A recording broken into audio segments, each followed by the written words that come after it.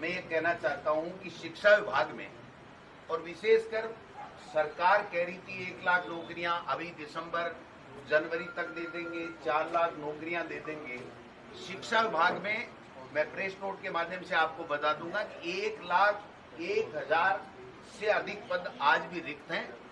और 2021-22 के बाद में, जब से मैंने छोड़ा था उसके बाद से आखिरी के 2 साल में हम भी नहीं कर पाए, और अब 12 महीने से किसी भी वर्ग की पदोन्नति नहीं हो रही है, डीपीसी नहीं हो रही है, न 3rd ग्रेड की है, न 2nd ग्रेड की है, न कोई व्याख्याता की है, न प्रधानाचार्य की है। अगर आप इसको देखोगे तो प्रधानाचार्य के भी 7,400 निवासी पद आज भी खाली हैं। स्कूल व्याख्याता के 17,556 पद खाली हैं। द्वितीय श्रेणी के 33,840 पद खाली हैं, और तृतीय श्रेणी के 18,170, और तृतीय श्रेणी के भी जो L2 और L1 ये 18,936, और प्रारंभिक शारीरिक शिक्षा के 4,153, प्रयोगशाला के 1,078, यानी कुल 1,01,222 पद रिक्त हैं। नए पदों की भर्ती की जा रही है और नए डीपीसी करा करके पदोन्नति। ये कहना कि कोर्ट में अटका हुआ है, कोर्ट में एक बात अटकी हुई है, तो आपकी जिम्मेदारी बनती है। आप बड़ी बड़ी बातें करते थे तो आपको कोर्ट से निकाल करके इनको डीपीसी करनी चाहिए। नए डीपीसी कर रहे हैं और नए नए पदों की भर्ती कर रहे हैं। और एक बात और कहना चाहता हूँ, मुख्यमंत्री जी से आपने सुना होगा, प्रेस के माध्यम से उन्होंने बाकायदा कहा था, कैबिनेट में फैसला करके कहा था कि हम लोग L1 के अंदर, पहले तो कहा तृतीय श्रेणी अध्यापक में 50% महिलाओं को आरक्षित करेंगे और रिजर्वेशन देंगे, और उसके बाद में कैबिनेट में भी इन्होंने कहा था। लेकिन आज की तारीख तक न कोई नियमों में, न कानून में संशोधन हुआ है, न पंचायती राज एक्ट में संशोधन हुआ है। ऐसे ही जैसे वो मारवाड़ी में कहते हैं ना, धूल में लट चला दिया, वैसे धूल में लट चला दिया। इनके पास में कानूनी स्थिति की बिना जानकारी की घोषणा कर रहे हैं। इसलिए जो रीट की ये बात कह रहे हैं वो रीट की भी नहीं हो सकती, क्योंकि रीट में L1 में केवल और केवल एक ही पेपर होगा, और उसके आधार के ऊपर जो मेरिट बनेगी उससे भर्ती होगी। और उसी L1 में ये महिलाओं की भर्ती की बात कर रहे हैं। तो आप जब तक इस कानून में संशोधन नहीं करते तब तक आप रीट की कैसे विज्ञप्ति निकालेंगे और कैसे रीट कराएंगे। मैं समझता हूँ कि ये सारे के सारे वादा खिलाफी ये लोग बात कर रहे हैं। एक मैं कहना चाहता हूँ कि सफाई कर्मचारियों की हमने विज्ञप्ति निकाली थी, हमने भर्ती कर रहे थे, इन्होंने भी इसको आगे बढ़ाने की बात की। लेकिन आज जो नियम बनाए हैं वो इतने कड़े नियम बना दिए कि ये जो 2 दिन बाद में इनकी अंतिम लास्ट डेट है, लेकिन कोई फार्म नहीं भर पा रहा है, क्योंकि उसके खाते में किसी भी संविदा या किसी कंपनी के द्वारा खाते में पैसा जाना चाहिए, SI PF कटना चाहिए। तो ये चीजें संविदा कर्मियों के पहले से ही है, तो वो नौकरी जो ये देना चाहते हैं वो नौकरी तो पहले से है। इसलिए नए लोग, वाल्मीकि समाज के विशेषकर, जिनके लिए इन्होंने राजस्थान की विधानसभा में घोषणा की थी कि हम वाल्मीकि समाज को सफाई की भर्ती में देंगे, तो नियमों के अभाव में जो नियम है, मौजूदा नियम, उसके कारण से ये सफाई कर्मचारियों की भर्ती भी ये नहीं कर पा रहे हैं। ये छोटी घोषणा इनकी निकली है। एक बात और मैं कहना चाहता हूं कि एनएम के लिए नियुक्ति पत्र बांट दिए थे कि आपका सिलेक्शन पत्र बांट दिया, उसको नौकरी बता दी थी। आज वो पद स्थापन के लिए दर दर की ठोकरें खा रही हैं। तो ऐसे 1 लाख की संख्या अगर इनको पूर्ति करनी है तो एक अलग बात है, लेकिन वो नहीं कर पा रहे हैं। एक मुख्यमंत्री जी को एक चस्का लगा है।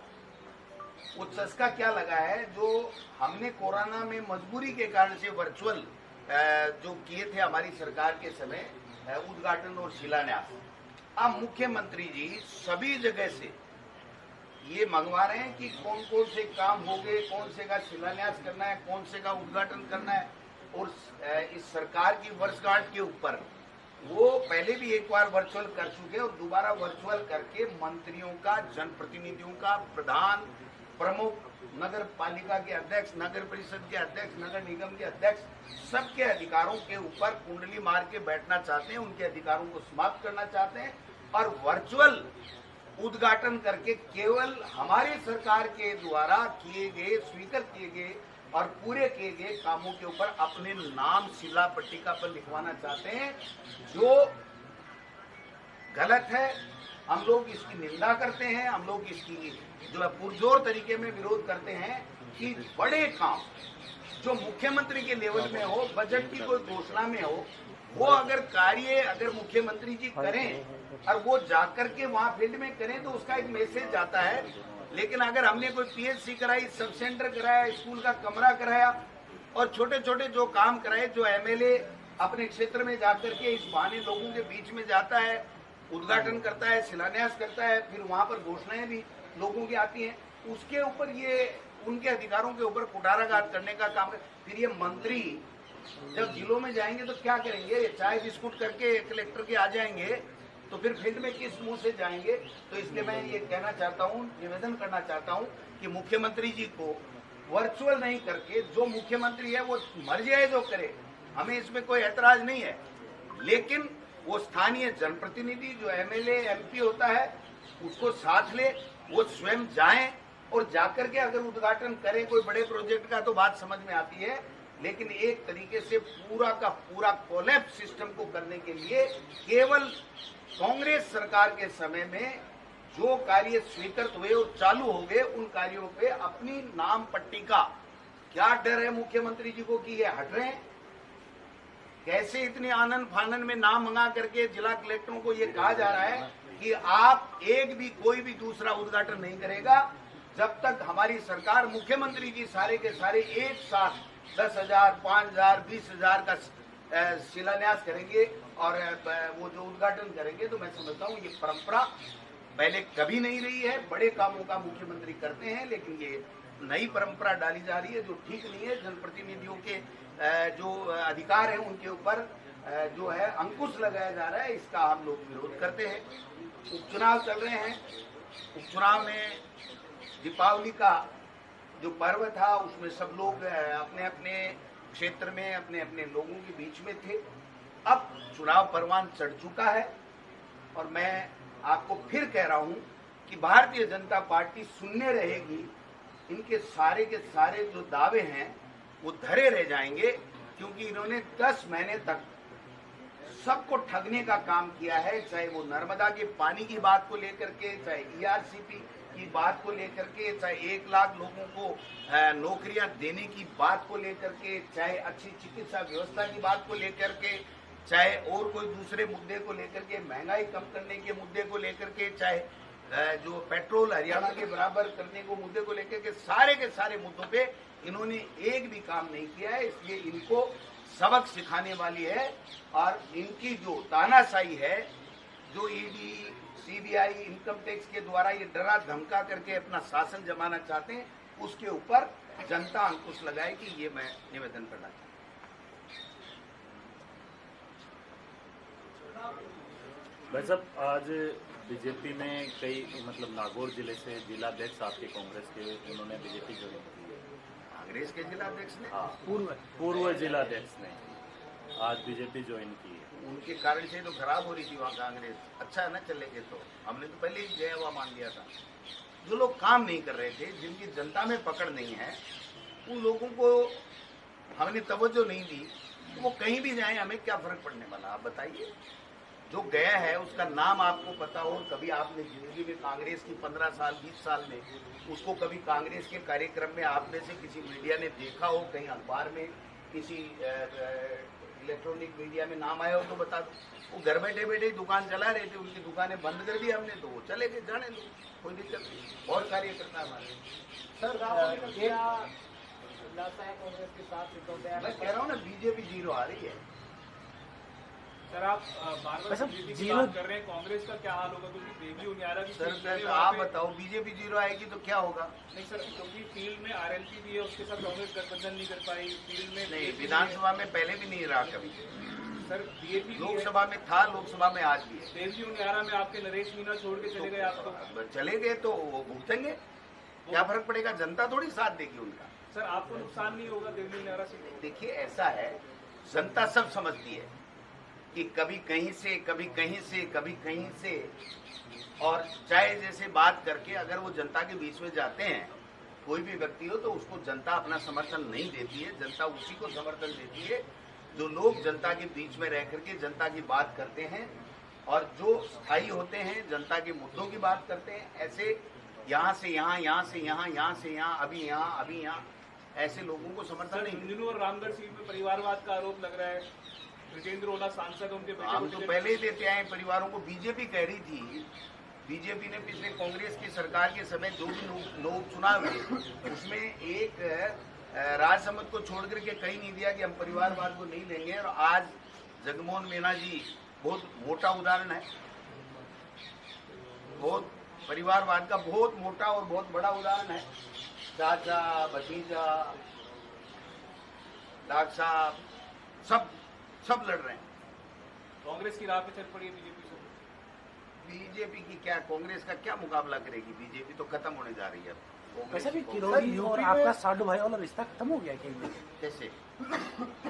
जिस तरह से बयानबाजियां हो रही है, मैं तो वो मेरे खिलाफ है, मैं उनके खिलाफ हूँ। हमारी आइडियोलॉजी कभी मिल ही नहीं सकती जिंदगी में। चुनाव से पहले आपने कहा वो बीजेपी मुख्यमंत्री जी को हटा रहे थे, हम भी हटा रहे हैं, तो साडू हो गए। और क्या है, अब भी वो उसी काम में लगे थे। तो साडू भाई मान गए क्या भाई साहब? मान क्या गए, वो इसी काम में लगे हुए। आपने सुना नहीं किरोड़ी जी का एक बयान कि मेरा प्रमोशन होगा और बेडम का प्रमोशन होगा? तो कैबिनेट से ऊपर प्रमोशन मुख्यमंत्री का ही होता है।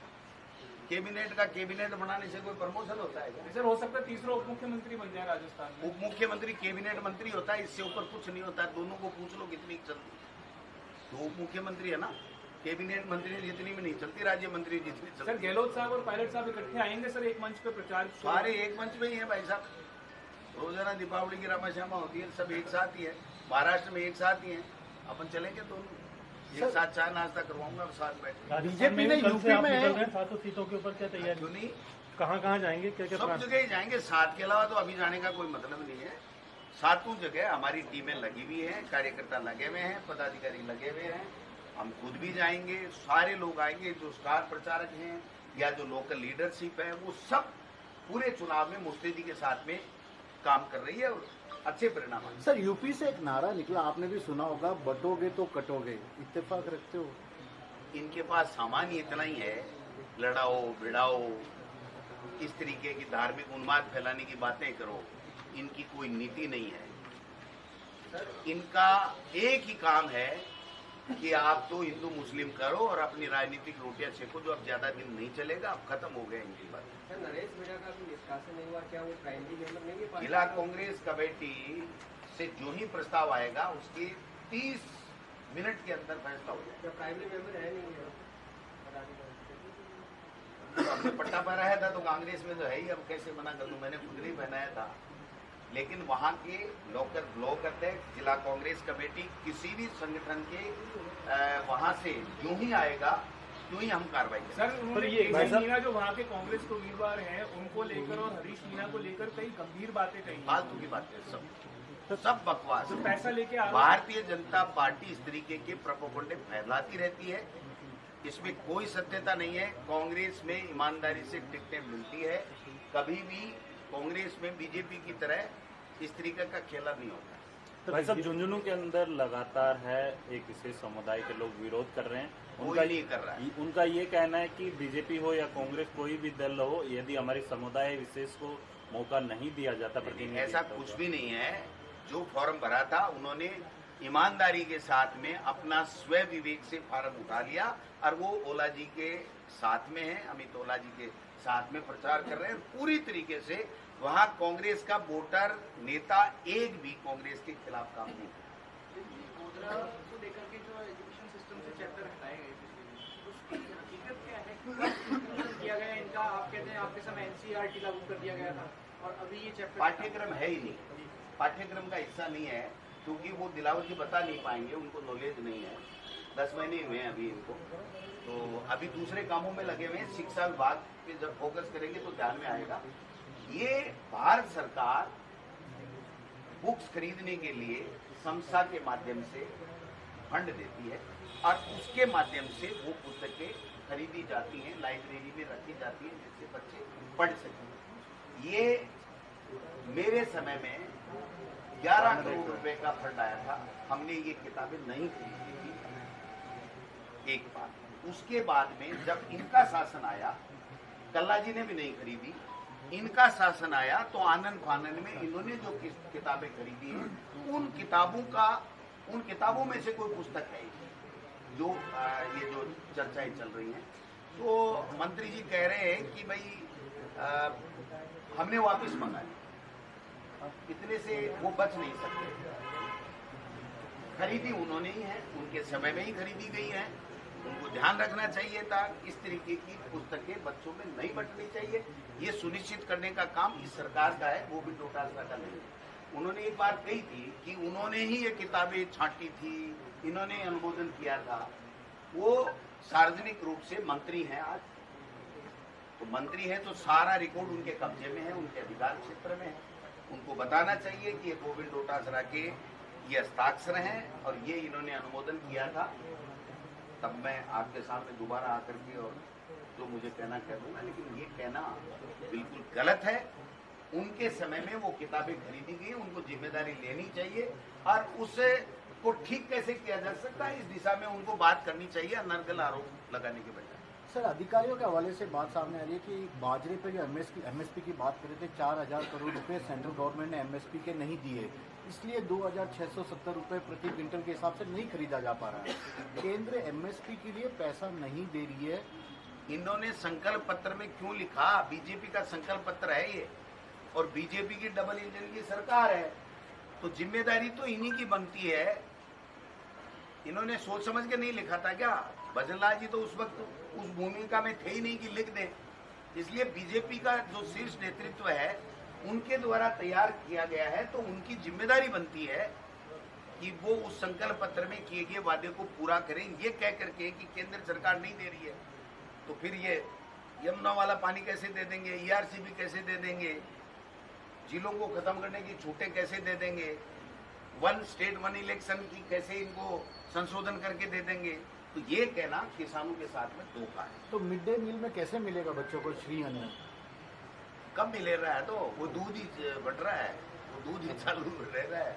वो तो मंत्री जी ने यूं ही ठोक दिया, उनके पास फाइल ही नहीं की, सीधी चली गई और जाकर के वो दूध का दूध है। वो तो वो बताएं कि जब मोटा अनाज की बात कर रहे थे तो उनकी जिम्मेदारी बनती है, वो बताएं कि मोटा अनाज कब से मिलेगा और कैसे मिलेगा। मैं तो हूं नहीं मंत्री, या मेरी सरकार तो है नहीं कि मैं बता दूं कि मोटा अनाज ऐसे मिलेगा साहब। ये दूध की मलाई नहीं मिल रही थी क्या उनको, इसलिए उन्होंने कहा? पता नहीं भाई, इतनी छोटी बात मैं करता नहीं। पर कल एक टाइगर को पीट करके मार डाला, मतलब वो जनता अब का भाई ग्रामीणों सरकार में, इस सरकार के समय में ये तो पोपाबाई का राज है, ये तो अपने आप ही चल रही है, कोई चलाने वाला कोई नहीं है। यहाँ पर लेपर्ड 9-9, 10-10 व्यक्तियों को मार रहा है, आदमी टाइगर को मार रहे हैं, कोई धनी दोरी नहीं है, कोई पूछने वाला नहीं है। इसीलिए तो हम बार बार ये बातें कर रहे हैं कि भाई ये जो वादे किए थे और आज किसान की जो आवश्यकता है उसकी फसल ही अगर बुआई ढंग से नहीं होगी, बिजली नहीं मिलेगी, तो फिर उसके बाद में आपके ये जो भाषण है, हेलीकॉप्टर, बड़ी बड़ी बातें, ये दुपट्टा, ये किस काम में आएंगे बताओ? किसान के तो काम में आ नहीं रहे। कल सातों विधानसभा क्षेत्रों में वो दुपट्टा वाला तो देखने को मिला आपका।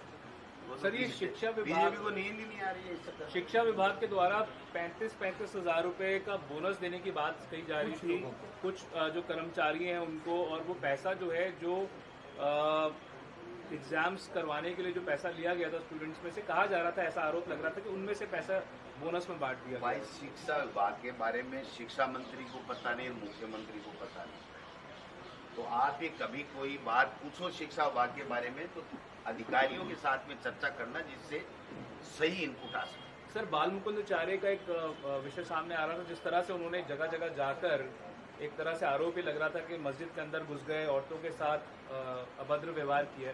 क्या कहना है आपका उसके बारे में? क्या बताऊं उनके लिए, आप बताओ। वो MLA हैं, जनप्रतिनिधि हैं और इस तरीके की बचकानी हरकतें करते हैं। समझ से परे है कि कोई अंकुश लगाने वाला उन लोगों पे है कि नहीं है, मुख्यमंत्री या बीजेपी के प्रदेश अध्यक्ष जी या पार्टी हाईकमान। उनको सोचना चाहिए कि इनको विधायक बनाया है, इंटरनेशनल हिंदू मुस्लिम करने का कोई एजेंडा उनको नहीं दिया गया है कि आप झगड़े कराओ, उन्माद फैलाओ। तो उनको खुद को भी सोचना चाहिए और बीजेपी को उनके ऊपर उनकी जो अवांछनीय गतिविधियां उसके ऊपर अंकुश लगाना चाहिए। मैं इतना ही कहूंगा दीपावली के ऊपर। क्या आपको लगता है सर, हसनपुरा का जिस तरह से नाम बदल दिया, जनाना अस्पताल का नाम बदल दिया, हिंदू मुस्लिम पॉलिटिक्स कर रही है चुनाव से पहले?